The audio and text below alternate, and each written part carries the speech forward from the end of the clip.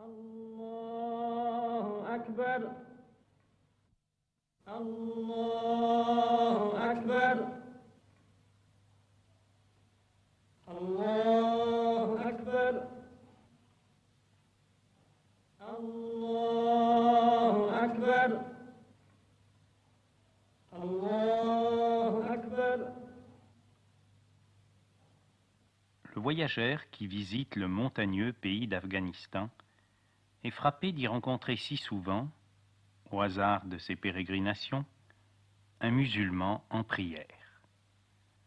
Suivant que ce visiteur est plus ou moins bien disposé à l'égard de l'islam, les mots de fanatisme ou de ferveur lui viennent à l'esprit.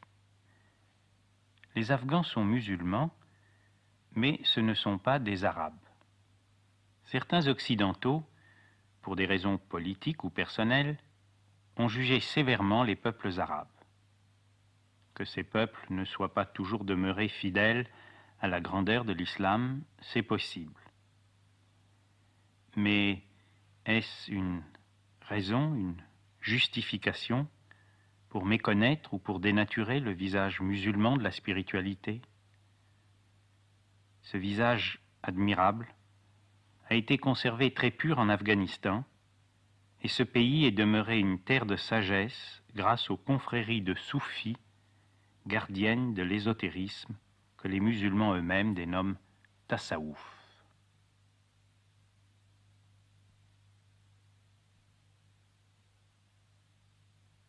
Mais si la foi musulmane se manifeste partout par les 5 prières quotidiennes, ou namaz, le cœur même de l'islam et surtout le soufisme apparaissent comme secrets, inaccessibles, inapprochables.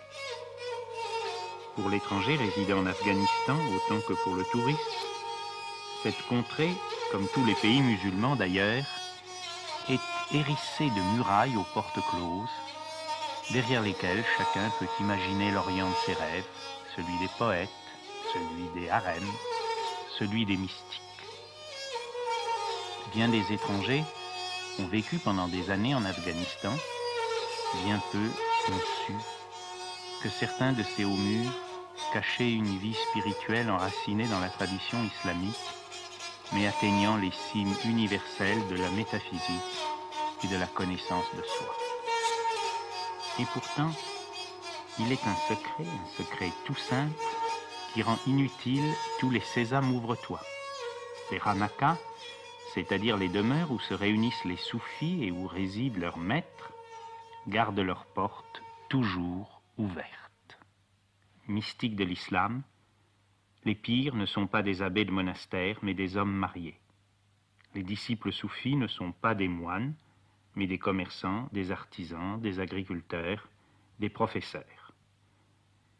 Et dans les jardins ombragés, chers au cœur de tous les musulmans, au pied des arbres centenaires, de génération en génération depuis le prophète Mohammed et le calife Ali, se sont transmises et se transmettent les doctrines ésotériques de l'islam et les techniques d'ascèse qui permettent d'en accomplir la réalisation personnelle.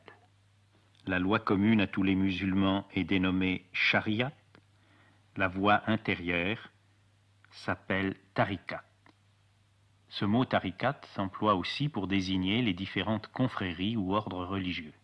Nous sommes ici auprès du cheikh Samaruddin de la confrérie des Naqshbandis, mais sont aussi représentés en Afghanistan les Qadérias, les Chishtias et les Sohrawardias. Des tariqats soufis, il en a existé, il en existe dans tous les pays musulmans, arabes ou non arabes. Les ranakas, mot persan désignant la maison où se réunissent les soufis, sont toujours construites selon l'architecture traditionnelle. Il ne faut pas les confondre avec les madrassas, c'est-à-dire les universités coraniques où sont formés les théologiens et docteurs de la loi, les mullahs. À travers l'histoire de l'islam, la loi et l'ésotérisme, la lettre et l'esprit, les mullahs et les soufis ont parfois été en conflit. Il ne faut pas en exagérer l'importance. Ce moullah, qui prononce son serment dans une mosquée de Kandahar, est également le chef d'une tariqat Qaderia, donc un maître soufi. Dans l'auditoire qu'il écoute prêcher sur l'exotérisme de l'islam, se trouvent quelques hommes dont l'exigence spirituelle est plus intense que celle des autres et qui ont reçu leur initiation de soufi. Et la porte de la Hanaka s'ouvre dans un des murs de la mosquée, indiquant à tous que le chemin de l'ésotérisme passe d'abord par une forme religieuse traditionnelle. Les soufis, je l'ai dit, ne sont pas des moines. En un sens, c'est l'islam entier qui est un immense monastère avec ses 5 prières par jour.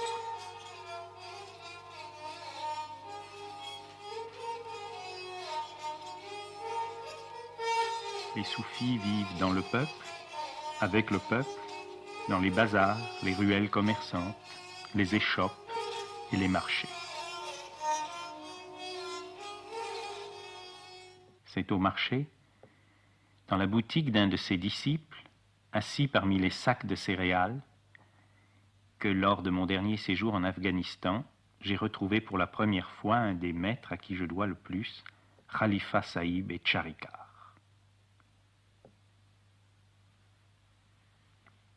Khalifa Sahib est un vivant témoignage de connaissance, de joie et d'amour. Pas la connaissance aride de l'intellectuel, mais la connaissance par l'être entier, la réalisation personnelle de la vérité. Pas la joie éphémère, dépendante des conditions, des circonstances, et qui fait place si facilement à la souffrance, mais la joie qui demeure, expression de la plénitude. Pas l'amour possessif, jaloux, égoïste, mais l'amour sans limite, infini, universel. Les Hanakas sont souvent construites auprès du tombeau d'un maître soufi, parfois un ancêtre du maître actuel. La plupart des confréries de soufis sont pauvres. Le véritable sens du mot fakir, au pluriel les fokara, c'est tout simplement pauvre. On a parfois donné aux soufis le nom persan de derviche. On les a souvent aussi appelés fokara, les pauvres. Mais autour de Khalifa Sahib et Charikar, la pauvreté apparaît comme une richesse. La richesse de l'être donnée à ceux qui ont renoncé aux richesses de l'avoir, le trésor dont parlait aussi le Christ et que rien ni personne ne peut dérober ou détruire.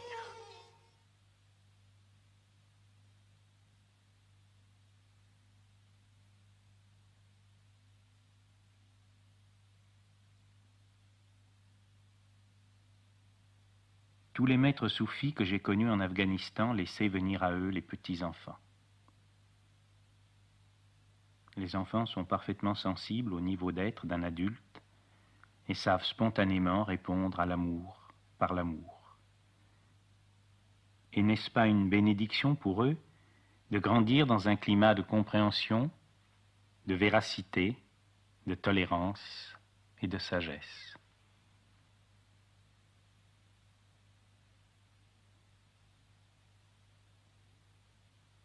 Quant aux adultes, ils s'appellent entre eux des frères. À la Hanaka, tous les disciples travaillent de leurs mains. Tout travail, même le plus humble, le plus modeste, est une occasion de mettre en pratique les enseignements initiatiques. Aux réunions collectives du jeudi soir et du vendredi, qui correspondent pour les musulmans à notre week-end, tous les frères partagent ensemble la nourriture. Ces repas sont pauvres, bien sûr, mais les Afghans savent remarquablement préparer le riz, base de leur alimentation, avec les galettes de blé.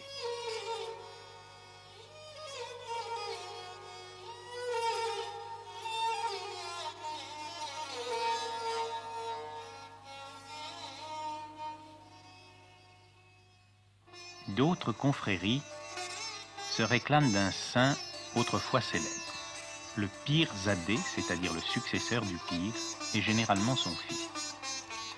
Le titre de Pir apparaît donc parfois comme héréditaire, et certaines Hanakas, célèbres depuis plusieurs générations, dispose de moyens financiers importants. Des intérêts politiques ont même essayé de faire pression sur elle, créant ainsi des malentendus dans l'opinion publique, notamment la jeunesse universitaire progressiste. En vérité, un maître digne de ce nom est libre, totalement libre, en face de la richesse et de la célébrité, comme dans la pauvreté et l'abandon. Il est là pour tous, la Hanaka aux portes toujours ouvertes et la maison de tous. Le tombeau du premier pire est un lieu de prière et de recueillement où les mourides, c'est-à-dire les fidèles de cette lignée particulière, s'efforcent intérieurement d'atteindre au degré spirituel ou au niveau d'être du sage défunt. Le vendredi, après la grande prière de midi, c'est la communauté entière qui se réunit dans la salle du mausolée, mais à toute heure du jour, toute la semaine, des disciples viennent ici pratiquer leurs exercices d'ascèse ou wazifa.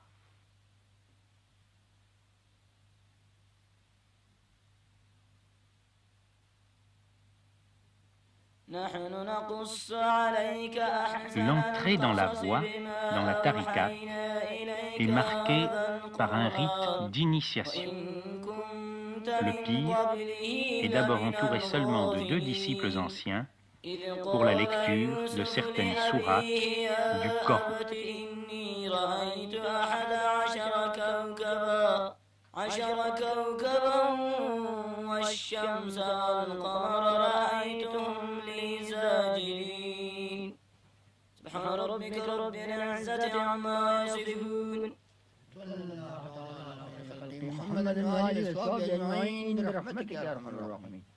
Puis le groupe des disciples déjà insérés dans la chaîne initiatique, ce qu'on appelle en arabe silsila, écoute le maître lui-même lire, cette fois non plus en arabe, mais en persan.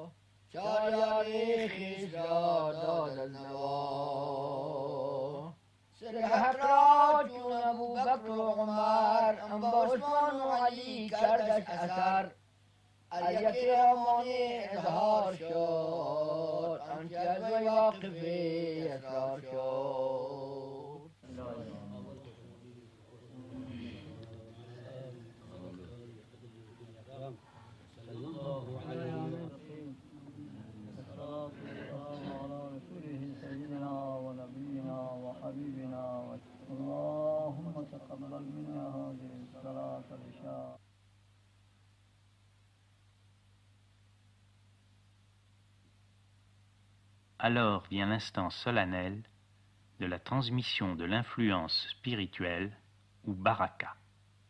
On dit que le disciple prend la main du maître. Il accepte son autorité et le pire le reconnaît comme son fils. Comme la relation du gourou au chella en Inde, c'est là un lien sacré, indestructible. Le disciple va alors recevoir son premier enseignement, une formule du Coran choisie pour lui, et l'enseignement aussi des centres subtils dans l'organisme, appelés latifa au singulier et lataïf au pluriel, sur lesquels il concentrera son attention.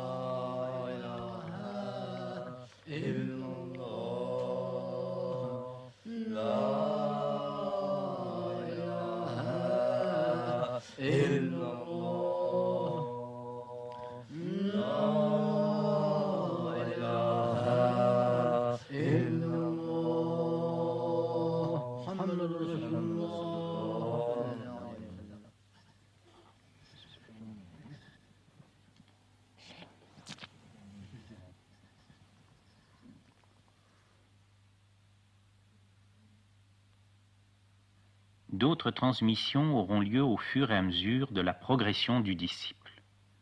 L'ésotérisme de l'islam, le tasawwuf, constitue une démarche rigoureusement, je dirais même scientifiquement, organisée. Quelle science?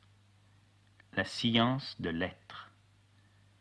Comme le célèbre yoga hindou, le tasawwuf est fondé sur des certitudes en matière de psychosomatique, des certitudes précises et bien prouvées, et sur la connaissance des plans subtils de la manifestation universelle et de leur correspondance dans le microcosme humain.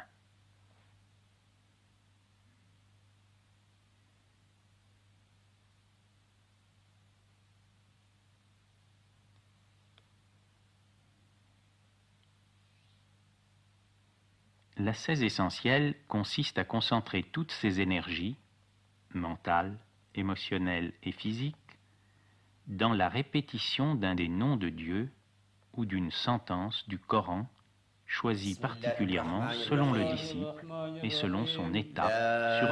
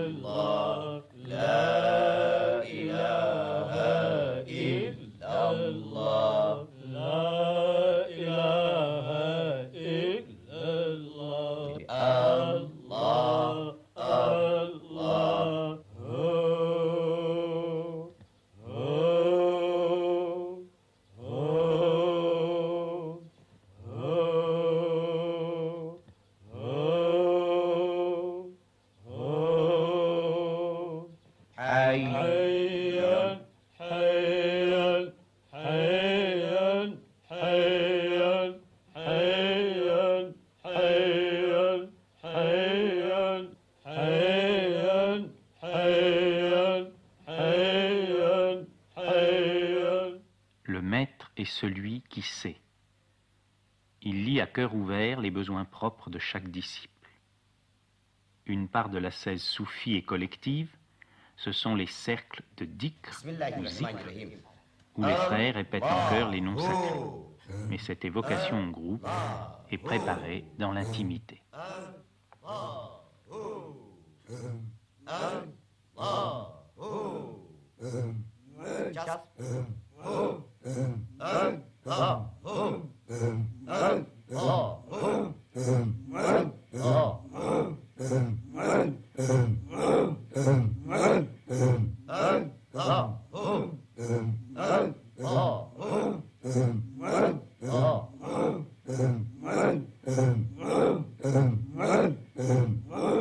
Bismillahirrahmanirrahim. Allah, Allah, Allah, Allah,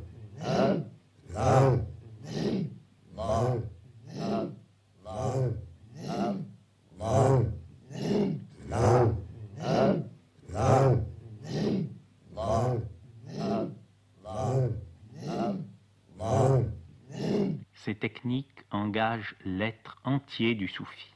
Elles font appel à une science approfondie de la respiration et du contrôle de l'énergie. Il faut un entraînement méthodique prolongé pour en acquérir la maîtrise parfaite.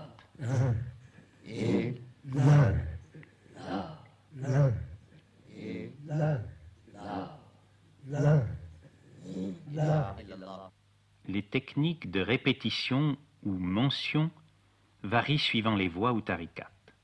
Le maître Maulana Fayyad est un pire de la tarikat des Kadériens.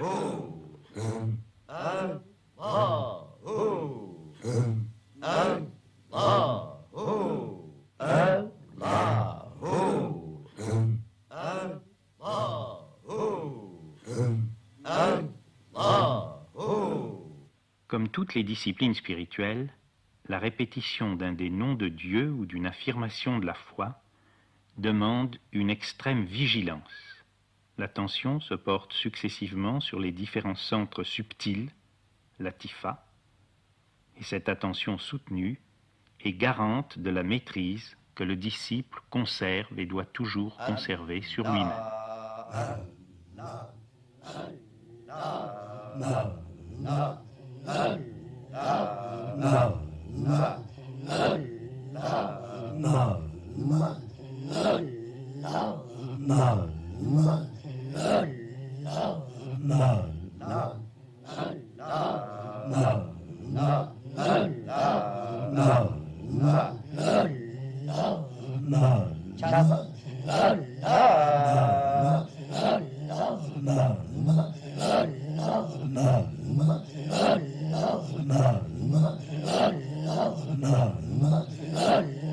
أنت الهادي أنت الحق ليس الهادي إلا هو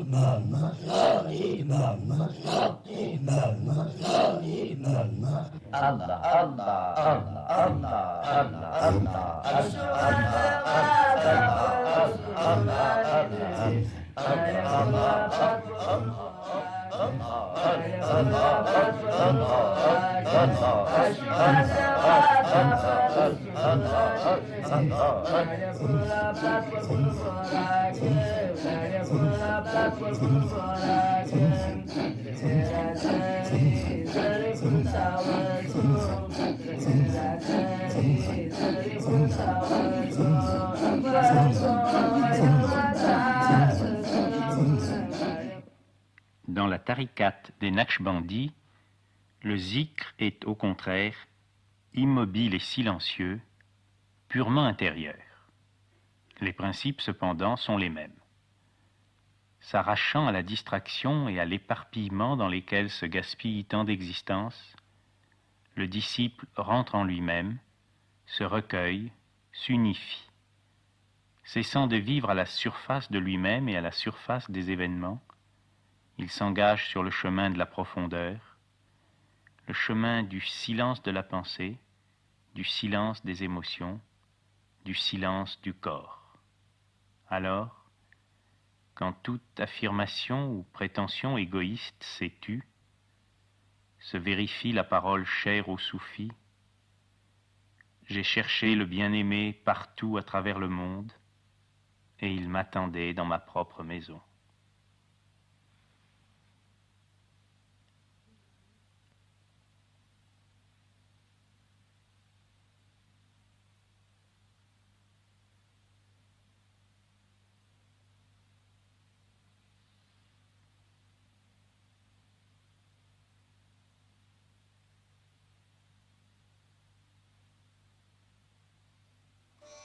Si une part de la 16 soufis est un secret entre le maître et le disciple, l'autre part se vit en cœur, en communion avec tous les frères. Le soufisme est une voie d'amour, non seulement amour de Dieu, mais amour des autres hommes, de tous les autres hommes, même les non-musulmans. Que de fois depuis des années, j'ai partagé avec ceux qui me considéraient comme un frère, ceux que je considérais comme des frères, le tchaï et sable, le thé vert, le thé brûlant qui désaltère mieux que toutes les boissons glacées. Nous sommes vendredi, le jour de repos des musulmans. La communauté réunie accomplit la deuxième des 5 prières quotidiennes, ou namaz.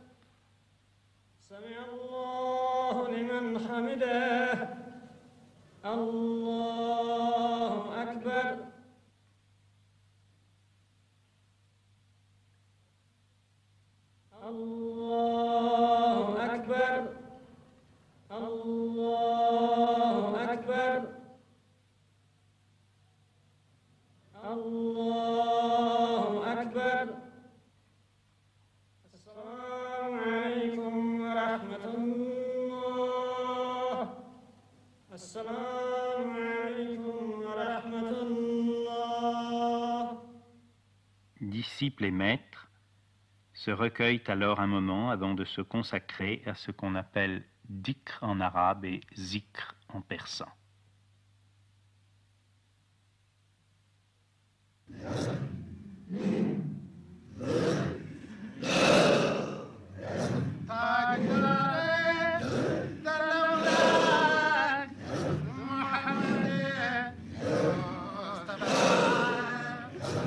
Les frères sont groupés en un cercle à l'extérieur duquel se tient le maître de la confrérie. Témoin immobile, celui-ci est capable de percevoir l'état intérieur de chacun des participants.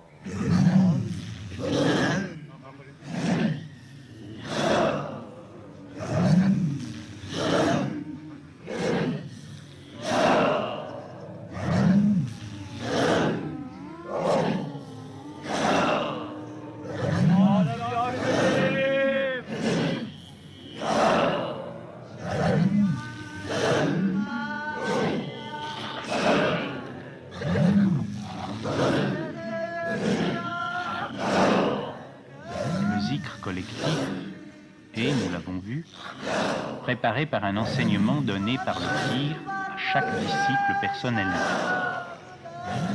Dans le cercle de Zikr, comme dans le cœur des moines, les individualités séparées s'effacent. La revendication égoïste fait place au sentiment d'être animé par une énergie supra-individuelle.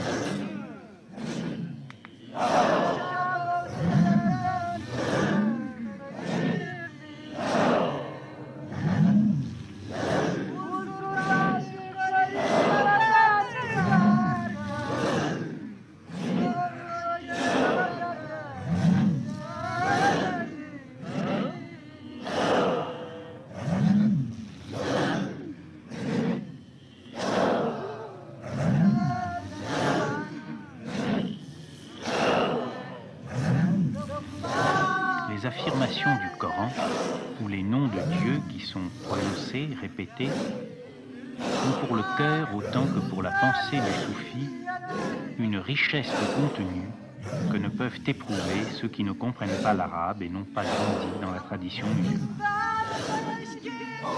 À cette invocation, toutes les fonctions, toutes les énergies du soufi participent consciemment.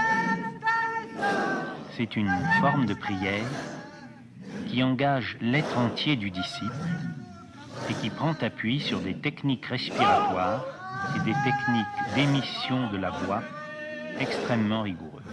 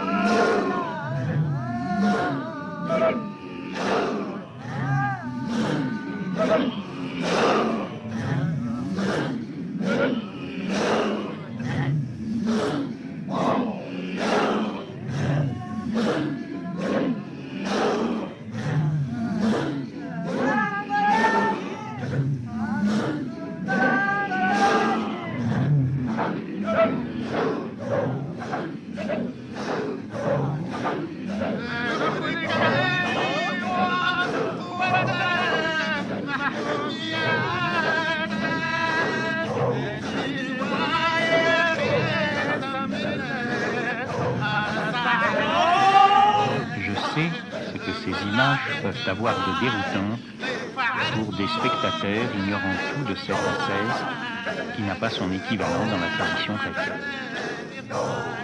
Il s'agit de pratiques qui ont pour les soufis un caractère sacré et sont normalement tenues cachées si ce n'est pas secret. Ils n'ont été filmés que sous la responsabilité des maîtres dans eux-mêmes et pour des motifs exceptionnels.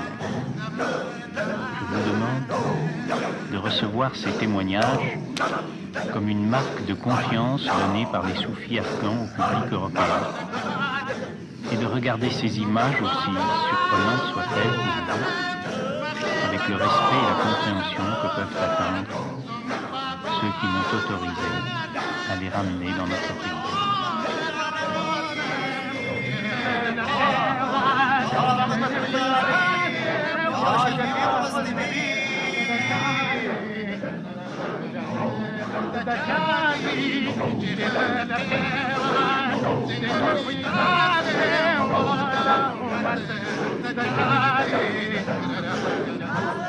Le rythme s'accélérant, la présence et la vigilance du tir sont encore plus actives afin de contrôler que chaque participant, même parmi les plus novices, conserve la parfaite maîtrise de lui-même. En vérité, si la maîtrise technique du zikr n'est pas totale, le candidat imprudent aboutirait vite au coma ou à la syncope. Or, j'ai été témoin de nombreux zikrs comme celui-ci, durant parfois des nuits entières, et je n'ai constaté qu'un seul cas de perte de contrôle de soi-même, et encore pour 1 à 2 minutes seulement. Au moment où un observateur non averti pourrait se tromper et croire que les derviches sont emportés par des énergies déchaînées, il suffit d'une ou deux paroles prononcées tranquillement par un maître pour que le rythme rapide s'arrête en quelques secondes et que les disciples reprennent calmement une autre invocation sur un rythme lent et mesuré. Celui qui participe au zikr de façon juste est situé à un plan de conscience qu'un spectateur non engagé ne peut même pas soupçonner. Au cœur du mouvement effréné, il fait l'expérience de l'immobilité, il est l'immobilité. Au cœur du vacarme, il fait l'expérience du silence, il est le silence.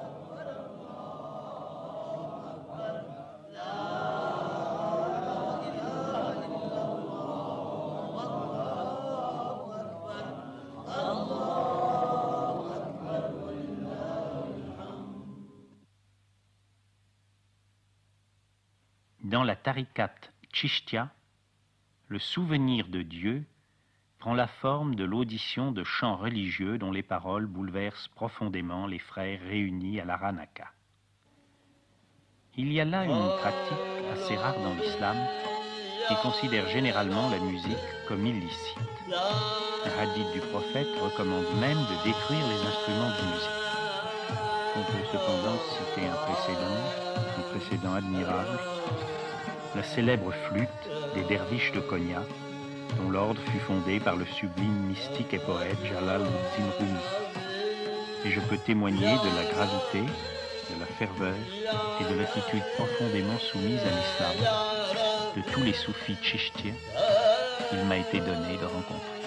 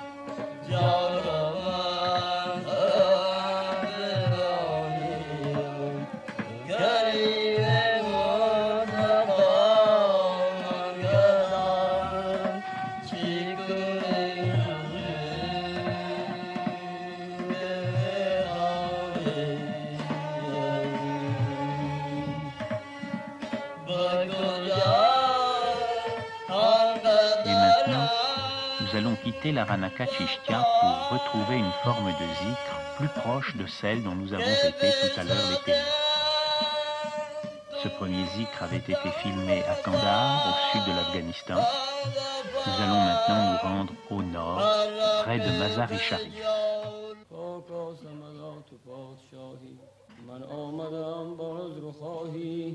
نومید مکن منو همرا الهی خاکا سمدا گنهگاریم جز درگه تو دری دیگر نداریم ما روی نیاز با کیاریم ما روی نیاز با تو آریم عفو از کرمت امیدواریم تدبیر تو پر زبان درانیم بسم الله الله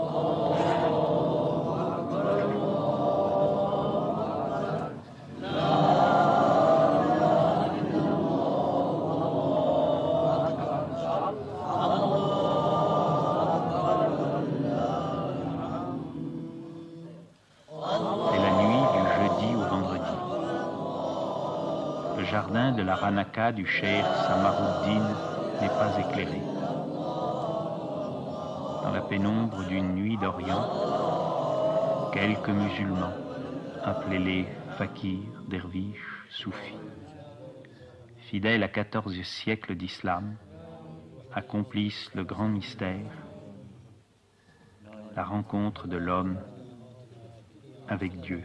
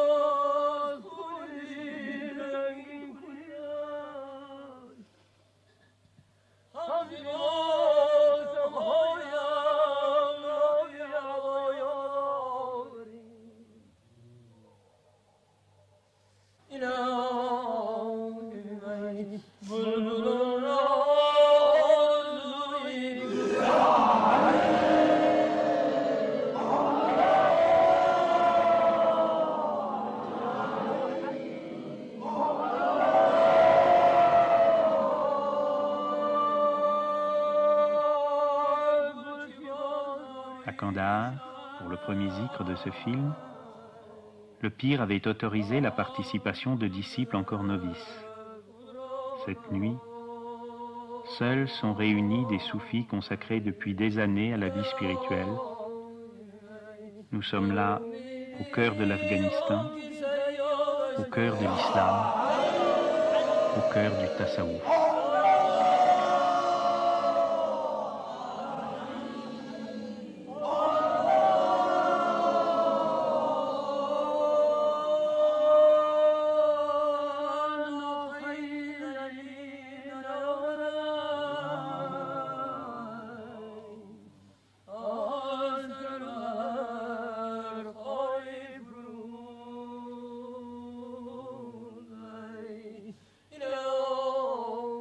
Je regarde ces images en même temps que vous. Vues de France, elles ne sont plus qu'un document, comme on dit, projeté sur un écran, un document curieux sur des coutumes périmées et qui n'ont vraiment rien à voir avec ce qui nous paraît important dans le monde moderne. Est-ce que ces hommes sont fous, perdus dans leurs rêves, inconscients, et cela dure depuis des siècles, immuablement. Mais si ces hommes savent ce qu'ils font et pourquoi ils le font, alors pourquoi nous l'avons-nous tellement oublié dans notre frénésie de science, de technique et de progrès?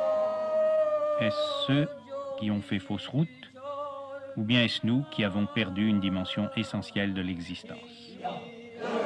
On veut changer la vie. S'il est des êtres dont la vie est par rapport à la nôtre changée, radicalement changée, ce sont bien les vrais musulmans, les hindous fidèles à leur tradition, les bouddhistes qui prennent encore au sérieux les enseignements du Bouddha, les chrétiens pour qui ce monde n'est pas fait seulement pour consommer. De tels films ne démontrent rien, ne prouvent rien, ne peuvent rien prouver d'ailleurs, mais en regardant avec vous ces images, je dis que ces films posent tout de même une question. Être ou ne pas être, voilà la question.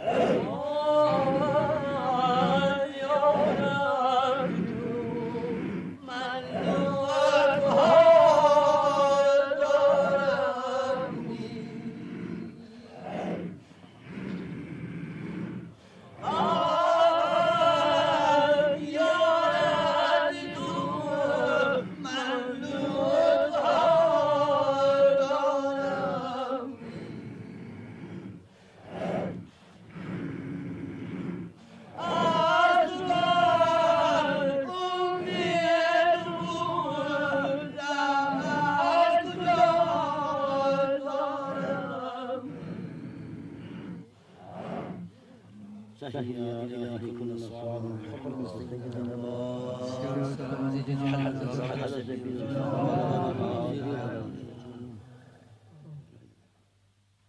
la tariqat Naqshbandi, le zikr est accompli silencieusement.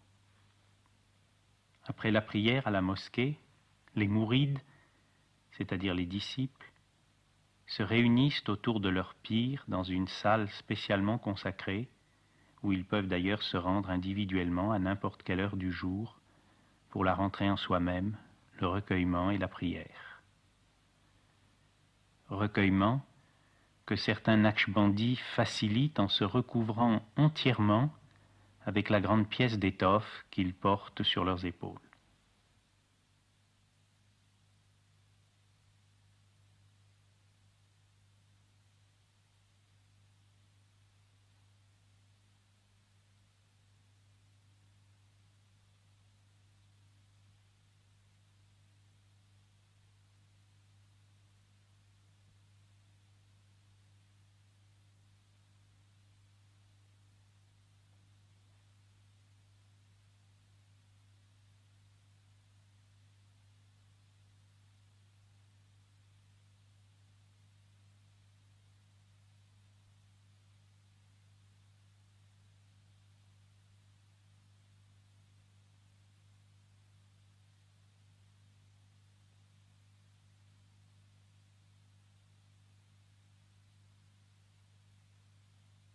Afghanistan, islam, prière, silence. Le message d'amour et de tolérance du soufisme, fidèlement transmis depuis 14 siècles, est venu jusqu'à nous. Jusqu'à nous, occidentaux, qui recueillons aujourd'hui l'héritage spirituel de l'Asie, au moment où les pays d'Orient s'en détournent peu à peu, à mesure qu'ils se modernisent.